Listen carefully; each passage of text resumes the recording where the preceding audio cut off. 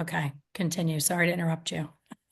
Oh, no worries. But the conversation was that, to your point, when somebody is going through uh, a life episode called profound grief from profound loss, the loss of a loved one is, yes, that's right up there with number one cause of stress. But the circumstances of loss, add something to it.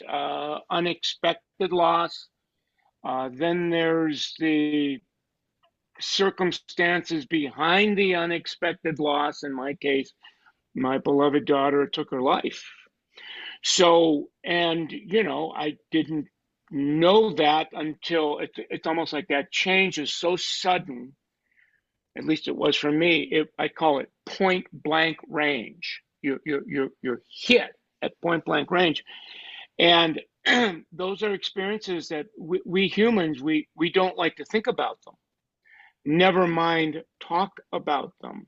But, so you'll hear language like I I can't imagine this, or this is unimaginable, or this is unthinkable. And it's right there. Yeah, I know, because before at 71 years old, I now need to navigate this if I'm going to continue to live Yeah. and have a life. That it's like you pray all your life that as you meet other people that are in the throes of it, in the back of your mind, the prayer is, I hope this never happens to me so that I don't have to navigate the unthinkable, the unimaginable. And then, well, my number came up. I'm now there, but because, and I've said this to people that are on the inside of my life, I had 25 years of recovery under my belt. I don't want to say to prepare for this because nothing prepares, Nothing. but to get me ready for if I'm ever in the situation that I'm in now. I've had 25 years of recovering from addiction, alcohol, drug. I've had 25 years of recovering from major surgery that really knocked me out. I've had 25 years of some sort of spiritual life. I'm 25 years of therapy. You can go on to go, okay, so the shit hits the fan, and whatever it is, I think I need, that hit is so big. Initially, it exceeds that. It's like whatever it is I bring to the table, I'm like way out of my league. However, as things kind of calm down, it's like, okay, I can access this resource and that resource, and it makes it. It doesn't make it easy. It doesn't make grief go away, but it certainly. I would say there's a grace in my journey that I suspect is not present in a number of people that are going through the same journey. And there's self awareness. I'm part of a community. I've said this many times in 6 months. I'm grateful. Thank God for God. Thank God for communities that I'm in, because I feel like I'm in the center of the herd. My head's down, and to some degree, I'm being carried through this through my community. With my spirituality, I'm my grief is wrapped in grace. Beautiful. Now, again, I don't want this to be a Pollyanna share. It's still raw. It Mm. doesn't get us out of anything. But I am so grateful that I have those resources because I've said this before. There's only one thing more unimaginable than navigating what I'm navigating, and that is navigating it without deeply rooted in spirituality, deeply rooted in community that gets it. And there are, having said that, there are a number of people that are trying to get through this, and they don't have that. I call it white knuckle, Mm. very high thresholds for pain, and coping mechanism. These are people. I'm heavily medicated. My doctor is, and it's interesting. I've been to doctors since, and the first thing they ask is, "Do you need You something?" need, let me give you something. Yeah. Yeah, and listen, I'm not throwing people that do that under the bus. I mean, who am I to judge you? You got to do what you got to do to survive it. Never mind, get on the other side, and either this is going to affect me for the rest of my life, or I'm going to be able to have a wonderful life in spite of this horrific setback. So, and as you know, I've been journaling that for 6 months, and from basically my own uh, practice. But there are people that are going, thank you Yes. for, because I don't have somebody in my life that would that brings that. I'm going to call it languaging the unlanguageable. Mm. And that's always been a skill set in my wheelhouse. So yeah, that's my story. So joining us is the fabulous, wonderful Michael Cole. We started this very unconventionally. We were just having a chat, as we often do in the beginning of a podcast, and the conversation was so much a part of why we're doing this podcast that I just said, let me hit record and we'll do the introduction later. So Yeah, that's I can't funny. imagine anyone listening not knowing who Michael Cole is, but he has been a huge part of our industry. He Hmm. has, given me so much in my career. I've had him in our Hair Color Secrets Insider membership. He has been a guest several times. He is so generous with sharing, how to help us be more successful as people in the beauty industry. And his daughter 6 months ago passed, and I reached out to him and I said, I hesitated to reach out because I didn't want to be insensitive or Hmm. cross boundaries or any of those things. But every time Michael puts a post about the situation with his daughter and his grieving and what he's going through, it's just so beautiful. And I know that not everyone is seeing that. And I thought about it the other day and I was like, as a hairstylist and as a business owner, when we lose a client and then their family members come in the first time, it's always, do we bring it up or do they want a break from it? But you don't want to not say anything at all. So it's like, if you say something, you feel like you're going to trigger or make them sad. If you don't say anything, it's insensitive and rude. Right. To the point, you're going to laugh, Michael. Right before you got on, I was like, I'm so afraid I'm going to say something stupid because I always do. And I went on ChatGPT and said, what are some things that are offensive to people who have a huge loss and a death in the family? And everything you just shared were those things. Oh, Oh, wow. I know how you feel. No, you don't. You don't know Yeah. how I Yeah, feel. right. Yeah, and This kind of cliche thing. I don't take that as personal as some people that are grieving do, Yes. because I know. And so now, having said that, Elaine, there's many times in the last 6 months where, especially that I post, I'm blogging my journey on my Facebook friend page. And so there are people that follow that because they're in the same waters. So I don't want to say a daily basis, on a regular basis, I will get a private either Facebook message or a DM going, my son, daughter, mom, dad, husband, wife, friend, whatever, lost their life last Friday, last month, and they're going, this is really helping me. So it's like, oh, Okay, and so we will start a thread. I rarely, if ever, would get on a Zoom like this and talk to somebody that's navigating the same thing. But having said that, there are some lengthy threads, and what we both say to each other, first thing we say to each other, and I now put it in quotes, you know, Mm. just you know. Yeah, and what I'm saying is, you know that there's an experience, and you know you're in it, I'm in it, we're in it. That's unlanguageable, you know, and so you kind of start from that premise. So we could just be together, hold space for each other, and that would be more than enough to somebody that really, like you said, and there, because you pick up the awkwardness.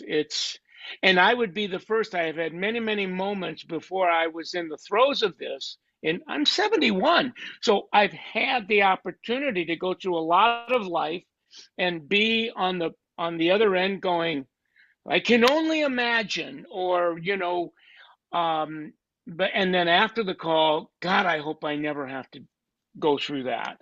Mhm. So it is it and it, people don't like talking about it. It's like let's get out of this place Yep. because it's so we're so inexperienced, and it looks and seems dark because it is. And yet I'm having a conversation with you now. I'm 6 months in, and I've got to leave the call. I'm melting down, I'm imploding, whatever. But I'm also sensitive. There are many, many people that are 2, 3 years into this. And I want to say this with humility now, not grandiosity. They have not yet been taken to the place that I've been taken to, which is way different than look at how far I've gotten. Right. It's like, no, I didn't get anywhere. I just happened to be taken to a place that other people maybe aren't, that they're not at that place 6 months after their world blows up. And you go, well, what's so special about me? There is nothing special about me. I happen to have been in spiritual community, in recovery. I've had a 25-year relationship with a great therapist. In that fellowship of that community. There are other people that are recovering from life stuff that, while it's not as tragic and as profound, it's recovery nonetheless. And principles work. And, the melody changes, but the lyrics are pretty similar. So I happen to be fortunate. And I say that again with extreme humility, no grandiosity. How's it going with your wife? One of the things I admire about you is your relationship. I know Yeah, that's really yeah. hard on a Mm, marriage when we lose a child. yeah, Are yeah. you able to Your question. I'm sure you take Well, turns melting down. You're not, because I know with my husband and I, we're never on the same yes. Well, page there. here's what I know now that I didn't know before, nor probably couldn't language. And there isn't anything that I'm sharing now that she would say, okay, what, after the call, why'd you say that? I mean, we're, we're, um, what I know now is, while we both have a couple things in common, it was our daughter. It's our grief. Yes. When I look at the depth of the relationship Mary had with our daughter, it's different than the relationship I had with my daughter, our daughter. Mary, you know, like anything. I'm an entrepreneur. We own the biz. We grew up in the biz. So there's many times on a daily basis I'm out in the world, hunting and gathering, taking care of the fam. And while Mary supports that, she's also kind of the matriarch. Mhm. And me, the patriarch, is out getting food, right? Fuel. So Mary, over the years, the frequency of contact. Catherine was a part of the biz, and Mary and Catherine worked together. They were besties. It goes on and on. So I can imagine the difference in void. So while Mary's grief and my grief, there's some commonality, there are some differences. One of the things that Mary and I have been doing, I don't know that we were doing it for 25 years, but I bet it was a good 15 years. And how it came about, I don't remember. But, we're going to celebrate 50 years this year. So, I mean, Mary and I have been through many Rubicons. We've crossed many Rubicons, been to hell and back a few times and lived to tell about it. But one of the things we started 15 years ago as we begin our day is we just kind of called it morning check-ins. And it really is around, we just kind of, we have our coffee and, I'm usually up earlier than Mary is, and Mary wakes up and I know, don't say anything to her until she's got at least 2 or 3 sips of coffee down her. And then you ready to talk yet, dear? And then we begin, but at some point we check in. And with Mary, checking in looks like there's usually the read of the day that kind of speaks to her soul, and that's kind of the way we pray in. That's beautiful. And it's all of about a minute, maybe 30 seconds sometimes, and then it's check-in time. And check-in time is Mary. Always goes first, and why that happens, I don't know. It's just a rhythm now, but it's an opportunity to check in with one another to talk about what's going on. I love that. Right, and what's going on. It can be as simple as, oh, yesterday I was with blah blah blah blah blah, and we did that, and oh, cool, and then it's my turn to talk about what's going on, and yeah, yesterday and this morning, and I got this, and it was really cool, and that's kind of a show and tell. Yeah. But then there's been times in that 15 years where, I stepped on a landmine. I'm trying to recover from. So when you have 15 years of daily check-ins, and that's what checking in is about, is that if there's something really going on, there's something about having at least one other person other than myself to get this out of my head. Mm-hmm.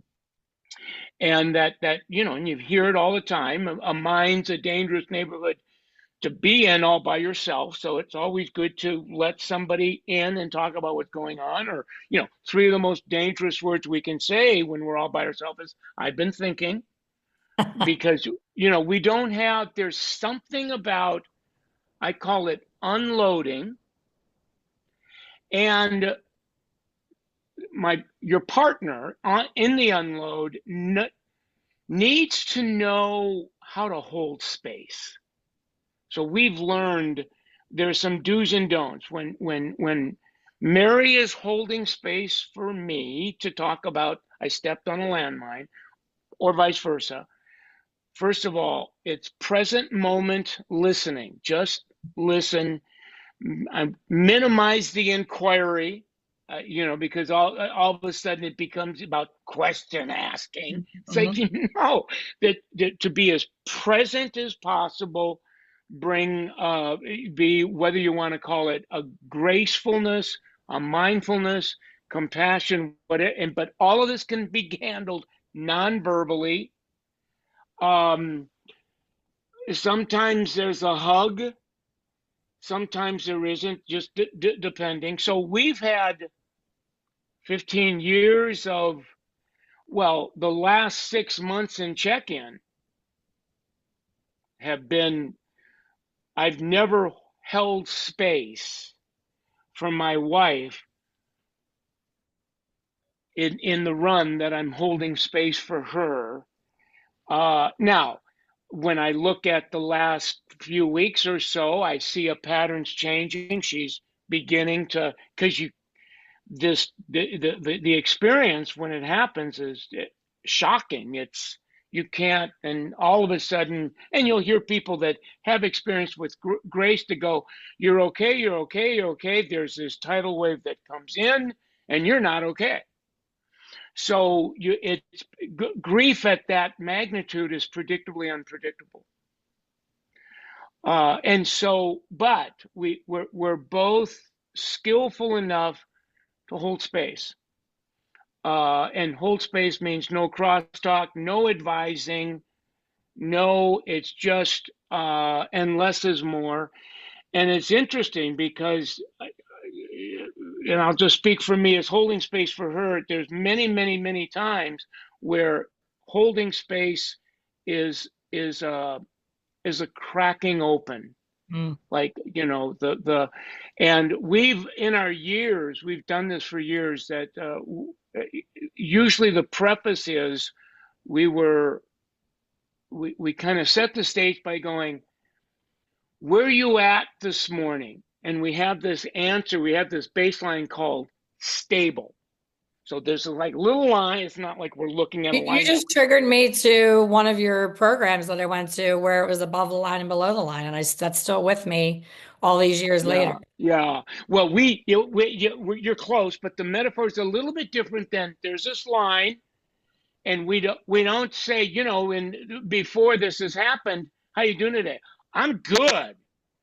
I'm really stoked to, oh, my God, if both of us, one or both of us, are only stable, that is so good. Hmm. So if I say just checking in, and she'll go, I'm stable. I'll go, stable's good.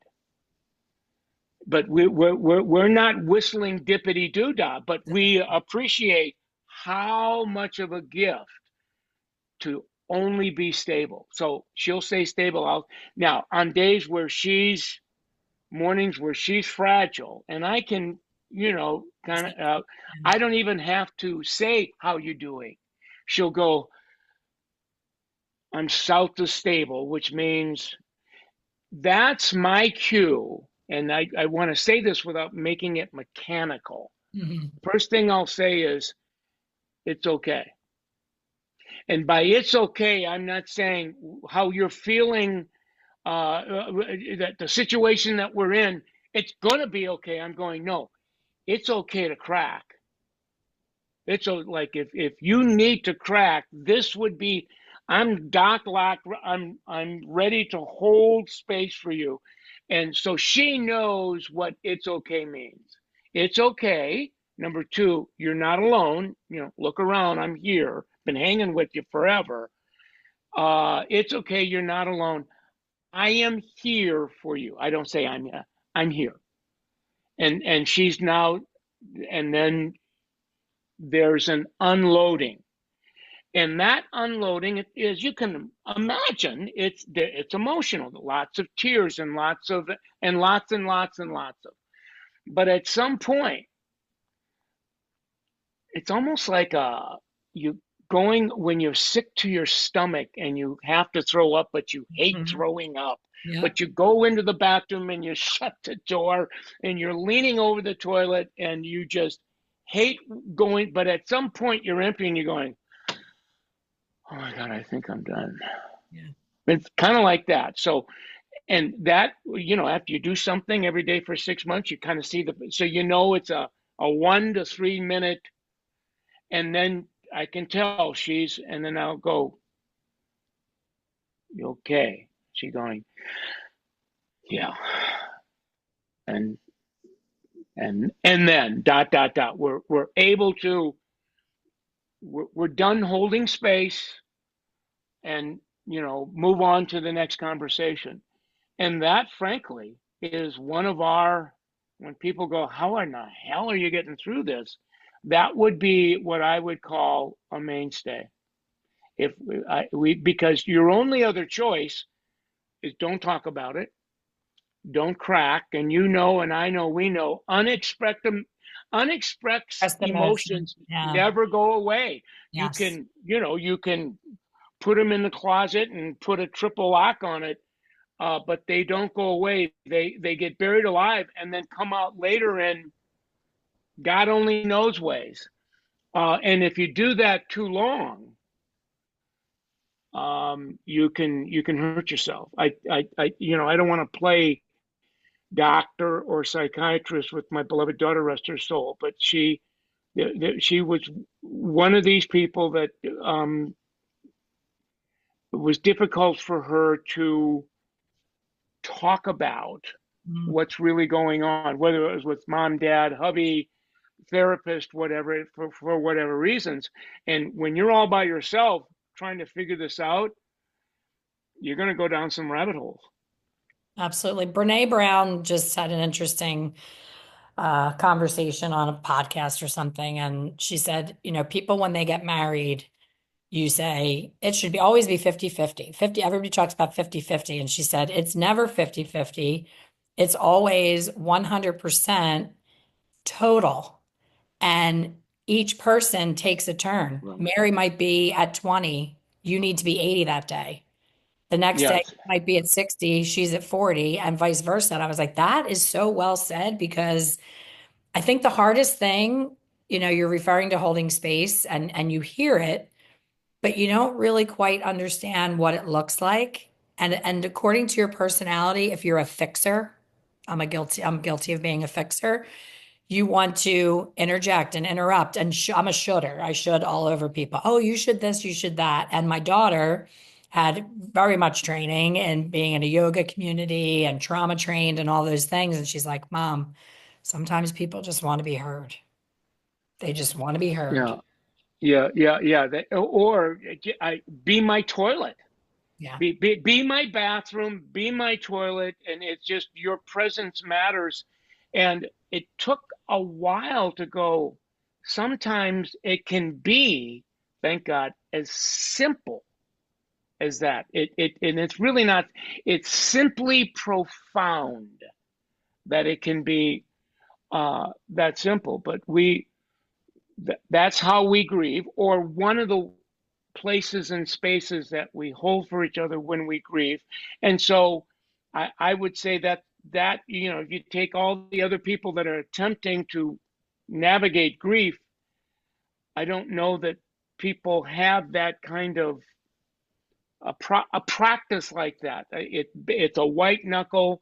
It's whatever it is I'm doing. It's probably not that. And if I'm trying to, it's interesting because I just took a group on about a 4 hour, for lack of a better word, retreat where we were talking about this, and there were people were asking questions like crazy. And one of the questions was, I've made that mistake Mm. of of going to somebody so that they could hold space, and I was so regretful that I did that because they did ABC, and then they were asking me how do you pull, and I went, well, listen, I'm going to give you the benefit of my answer, but it's not the 11th commandment. I all I've got is my experience.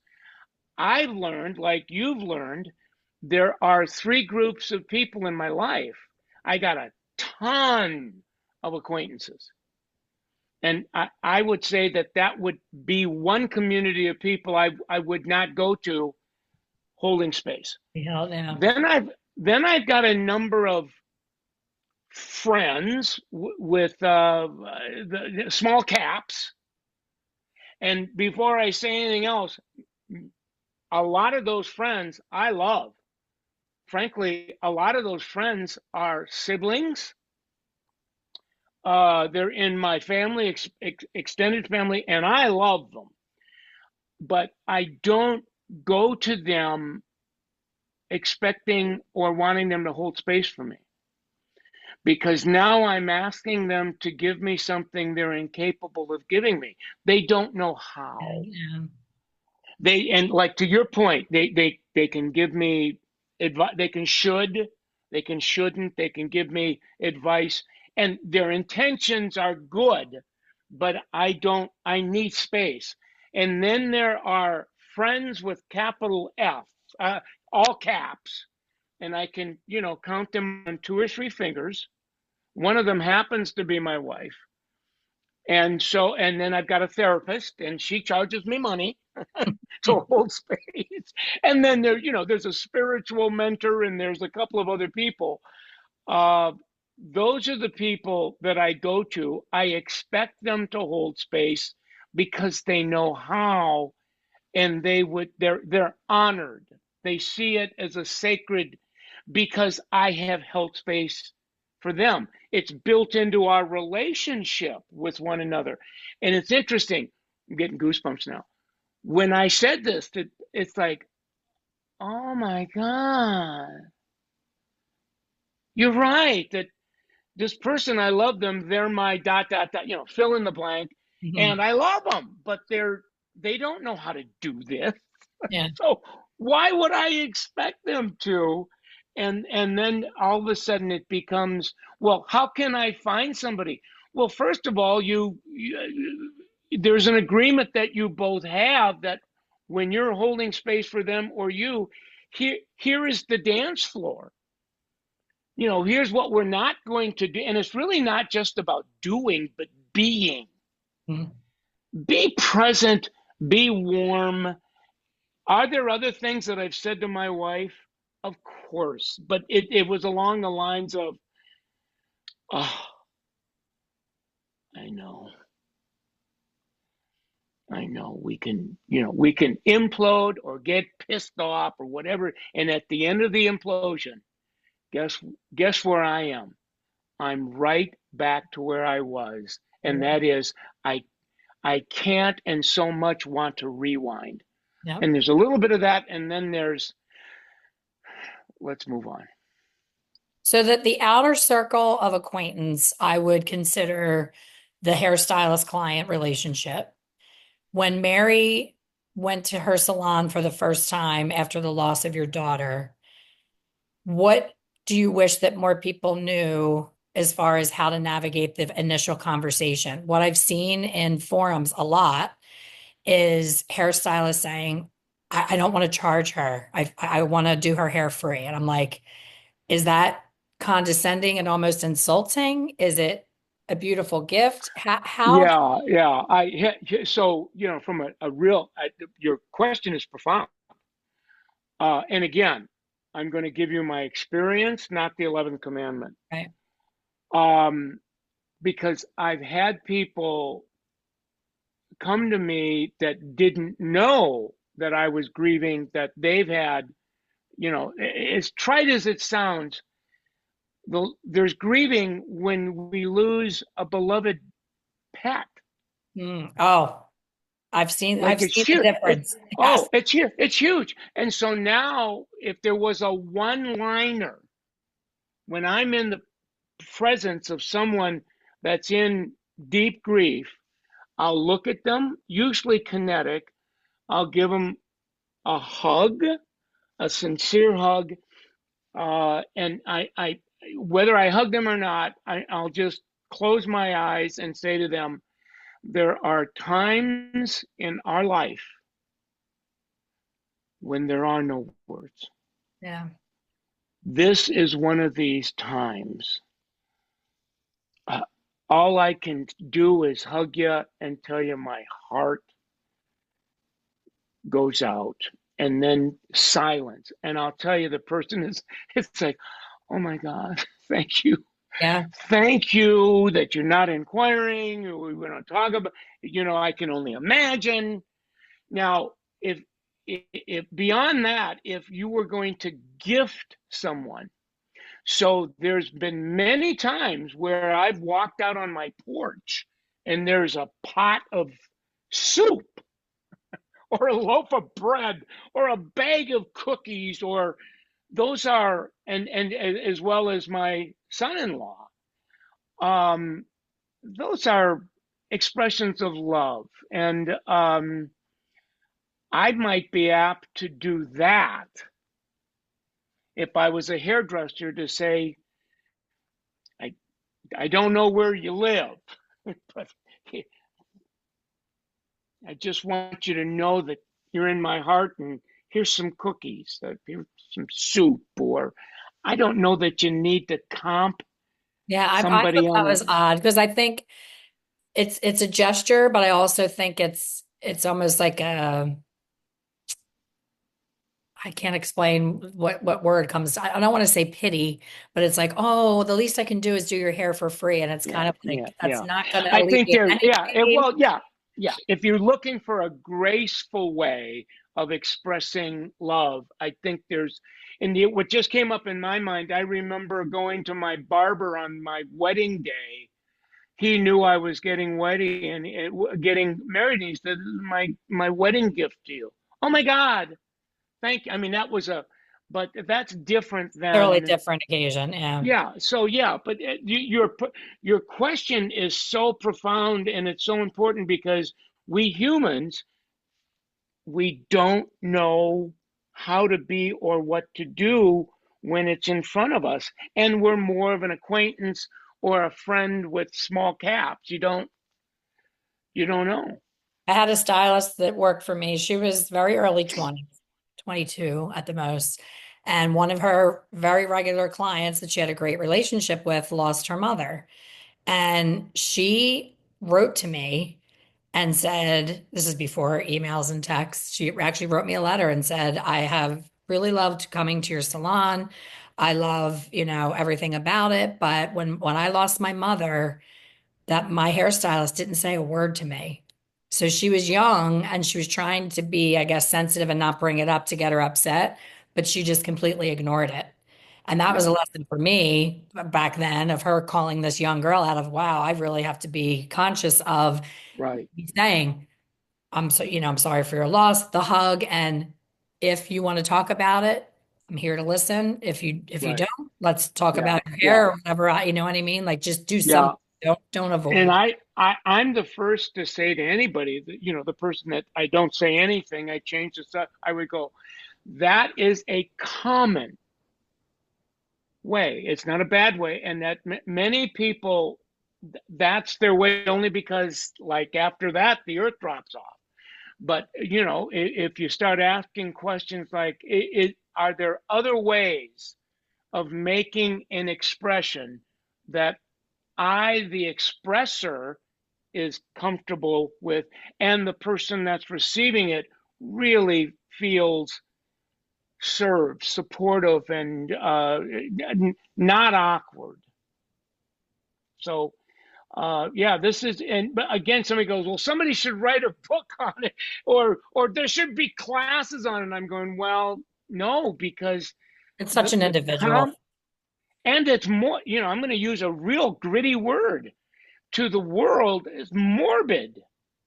I don't want to talk about death. I don't, it's like, get out of here. Yeah, And I would be the first to say, before I took this last hit, it's the single biggest hit I have ever taken in my life at 71 years old. yeah. So I almost made it through life and didn't have to take the hit. All I had to do is stand witness to other people that took the hit and go, sure glad it's not me. Now, I would not say that, but I'm grateful that there, but for the grace of God go I. If there, you want to say it with, but it's it's tough. It's most people get creeped out by it. Absolutely. Well, I am so grateful for you to be able to have this conversation. I think I've been closer to tears than you and just listening to what's going on and the past 6 months and navigating and what a gift you blogging about it is, talking about a book. Someday those blogs all put together would be a beautiful book. Your perspective on every part of it.